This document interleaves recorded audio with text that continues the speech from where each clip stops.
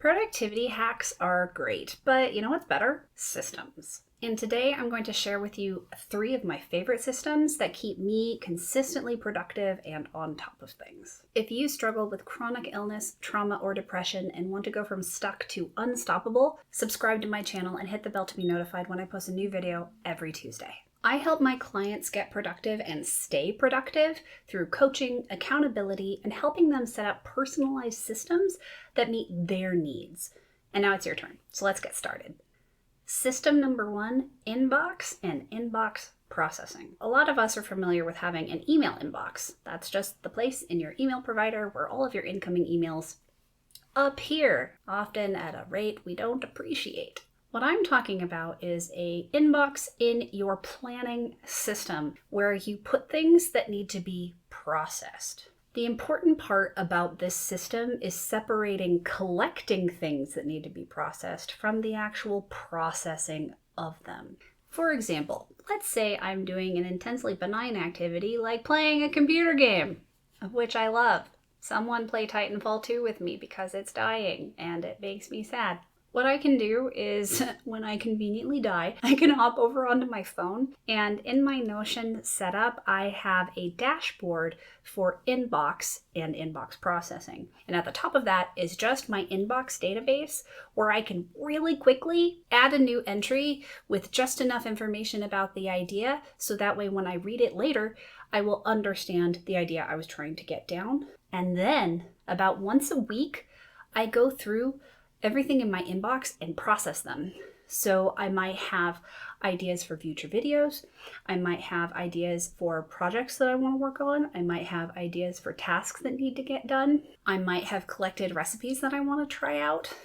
I might have collected some articles that I want to read. Basically, anything that comes up that you need to do something about, you collect in your inbox. And then depending on how quickly your inbox gets full, you process it. I appreciate processing my inbox about once a week, sometimes twice if it's a really busy week. And what's great about the processing part is that's when you can make decisions about those things in your inbox and decide where else they need to go in your planning system so they come up when you need them. For example, my video ideas, I have a separate database for that where I can filter it in a certain way so that way when it's time for me to start doing content planning for my next batch of videos, all of the ideas that have come up over the past whenever show up. So that idea I had 3.5 weeks ago while I was in the shower, I put it in my inbox. Then sometime over the next week, I processed it out of my inbox and into my ideas database. So when I sat down to do my content planning, it was there. And it makes my content planning so much easier. Similar for when it's a lazy Saturday morning and I'm like, wow, I would like something rather stimulating to read that isn't the YA fantasy that I'm reading because I don't want to be in that mood right now. I can go and I can look at my knowledge database and see what articles I've collected and processed that are ready for me to read and take notes on.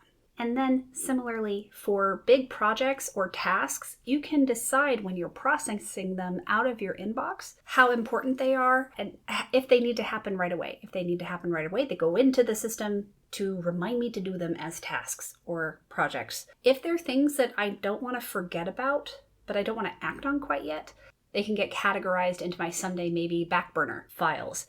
And then that way, when I am at a loss for a project someday, I can go into those and be like, oh yeah, that was a great idea. Let's move that forward and put it into the live and happening part of my planning system. The key takeaway from this inbox processing thing is to keep those things separate. Because if you're trying to force yourself when you have an idea or something comes up that you need to write down, if in that moment or you are trying to also make decisions about it, those are 2 separate tasks. It takes a lot more time and effort to make a decision about something. And that can really easily create enough resistance that you never write it down at all because you're not up to making decisions about it right now. And then the idea disappears and you never find it again. Having an inbox with as little friction as possible between you and getting something down, super important. have that dashboard in my Notion workspace, and then I use the Notion widget on my phone that shows my favorite pages, and that dashboard is in my favorite pages. So from my home screen on my phone, all it takes is 2 clicks before I'm adding an entry to my inbox database. It's the one to click open up the dashboard and then hitting the new button inside that database to add a new entry. All right, so that was system number 1, inbox and inbox processing. Now let's move on to system number 2, which is the weekly reset. Weekly resets are something that get talked a lot about in the productivity space for a good reason. One of the things that can make a planning, task management, organization system fall apart is that it isn't kept up to date and useful. If it starts collecting dust and is no longer accurate, you're not going to trust it, and therefore you're not going to use it, and you're going to keep not using it until you're so flailing around, you have no idea what's going on, that you blame the planner instead of your lack of using it properly. I'm going to talk more about stuff like that next week, so subscribe if you're into that topic.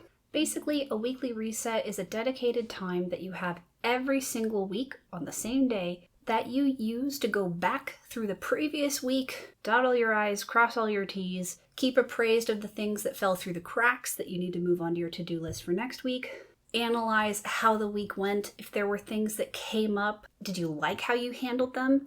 If not, how would you handle them differently in the future? It's just a way for you to see how far you've come and not lose anything important and be ready for the next week, because the second part of the weekly reset is to plan for the upcoming week. So you review and then you plan. Depending on how in-depth of a process you want to do with that, it can take anywhere from 15 minutes to an hour or more.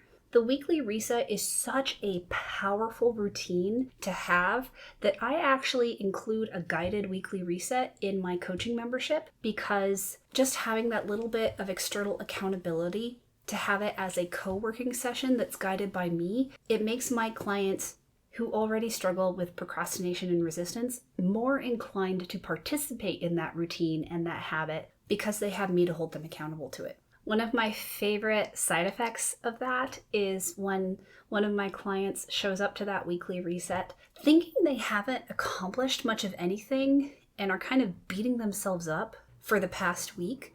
But then when they actually take the time and energy to review what they did do over the past week, they see how much they have gotten done and already feel empowered and motivated to keep going.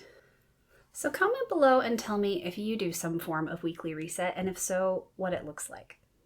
All right, the last system is what I call the power of 3, where you choose 3 priorities for the month, 3 priorities for the week, and 3 priorities per day. Any more than that, thou shalt get overwhelmed. And 3, in my opinion, is the maximum. There are some days when I can only handle 2. There are some days when I can only handle 1.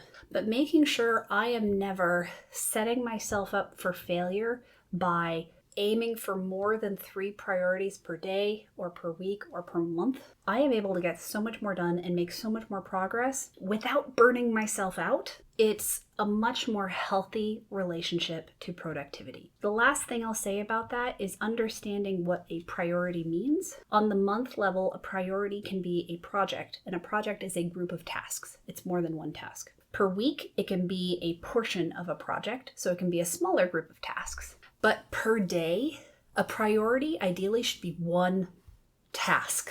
For example, if my priority today for this video, let's talk about making this video right now. If my priority for today were to be to research it, write the script, film it, and edit it, if it was just make a video on your 3 favorite systems, that is not a priority for a single day because that's too much.